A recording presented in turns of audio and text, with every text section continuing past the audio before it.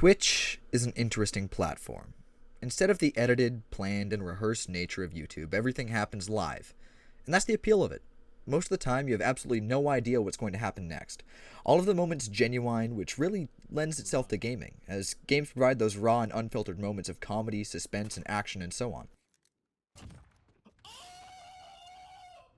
Now, there are tons of different kinds of Twitch streamers. Some people do it for fun and, just for their friends. View count doesn't really matter, but some people do it professionally for money and can make upwards of 30,000 views per stream.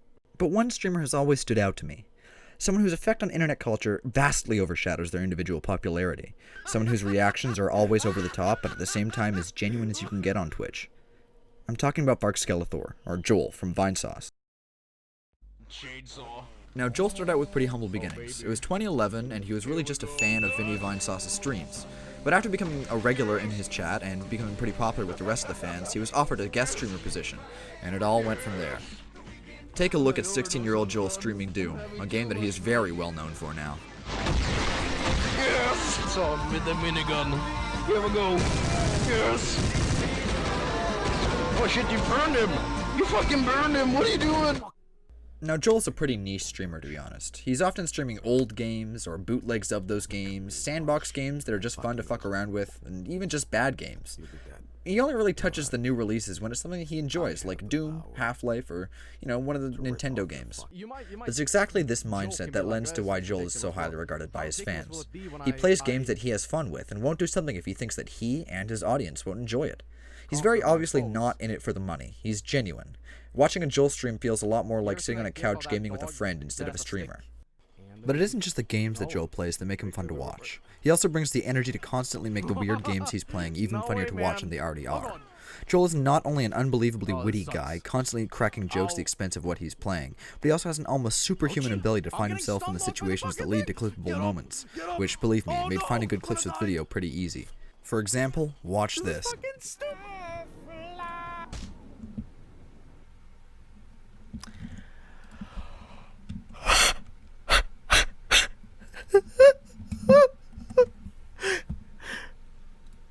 You guys want to play the guest game? You want to...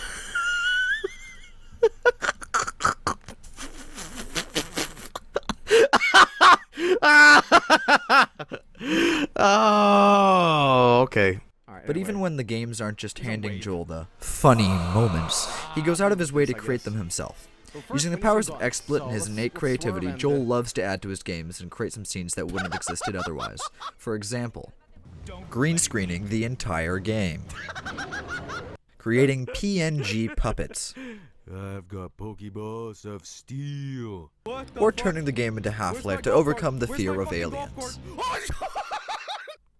But possibly my favorite example is how Joel steals treasures while he plays GeoGuessr, taking little pictures of all the things that he sees along the way that he thinks are fun, and leave them up there for the rest of the stream. Alright, bring him along. So, we got a lot of treasures today, so... Alright, there we go.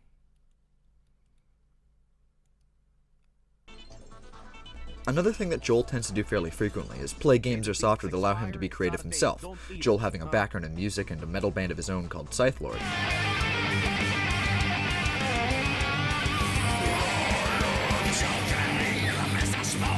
It's no surprise that he's pretty good at cooking up a song almost anywhere it's possible. Like here in Half-Life, albeit with E1M1. And although Joel will tell you otherwise, he actually has some visual art chops as well. Check out what he made in Mario Paint doing a Bob Ross tutorial. He also keeps up really well with community involvement. His Doom map-making contests allow his fans to showcase their own talent and creativity. It'll give back to them by means of the prizes, but also allow fans to send him to his own meme hell for a while that he has to fight his way out of. But Joel also participates in the annual Vinesauce's Hope donation drives, where the donation goals are things like him playing fan meme games, playing Desert Bus, the game where you drive on a boring road for 8 real-life hours in a bus that pulls slightly to the left. And by the way, for a guy who says he'd suck on a podcast, Joel is really good at filling that time with entertaining talking points and just other general meme-ness. But the donation drive that always comes back, and the one that Joel is known for the most, is Windows Destruction. This series is definitely Joel's most popular to date. Which makes sense. Every video seems to be more wild than the last. Here you can see Joel using his computer features correctly. It does something different. Minecraft sex porn. No, no, no, no, no, no, no, no, no, no, regret. He has like Creating spikes too, works right? of art, Let's see what else we customizing can his fuck home this up screen, with. Oh man, we're getting to it. It's looking good. chatting with tech support, You're Steve Jobs or something like that. I'm Steve Jobs. That's what I am Steve Jobs. and making beautiful music. What the fuck? Oh, shut up! I'm trying to listen to John Cena. Oh my god. Oh my, what is this? Oh, and of course, getting viruses. Now, hit the goddamn deep end. Your computer might be at risk. No shit. But seriously, the amount of random bullshit that happens in this series is insane. So frankly, I'm not surprised that so many memes have been born from it.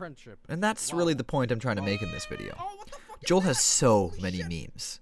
Protogent, Bonzi Buddy, Granddad, Dwayne, Robert Cop, and there are countless others that he didn't make but he had a hand in popularizing. Memes for the Nintendo community, memes for the Doom and Half-Life community, memes for the Metal community, memes for the JoJo community. The list goes on. And Joel really seems to have an disproportionate amount of influence on internet culture than his views really reflect. And, okay, listen, it isn't like Joel's doing anything brand new and exclusive on the internet. He's still just playing games with commentary. He also has his contemporaries, Jerma and Vinny being the best examples. But Jerma represents controlled chaos. His fans wait for every long-planned and expertly executed absurdist joke. And Vinny is more of a straight man to the absurdity of the games he plays. Joel is unhinged, wild chaos. His own absurdity playing up the absurdity of the games he plays. And, well, there's a reason why he attracts these crazy moments. It's because so few other people can get themselves into the situations that create them like Joel. He plays the weird-ass games, and he has the weird-ass ideas. I have so many obscure videos saved that he just randomly pulled up on stream as a joke, and despite it having like 3 views, all probably Joel, it's still like one of the funniest videos I've ever seen. Here's an example. I said, another day, another dollar. You would know about that, cause you never worked a day in your damn life, have you, boy? Huh? You ain't never worked a damn day. You ain't never lifted one finger for what I bring into this house and what you bring into this house. So, whether you're a fan of Joel or not, this is just my little love letter to probably my favorite content creator on the internet. He got me into metal, and has always been someone I can rely on to pick me up with wacky goofs and gaffs whenever I'm feeling down.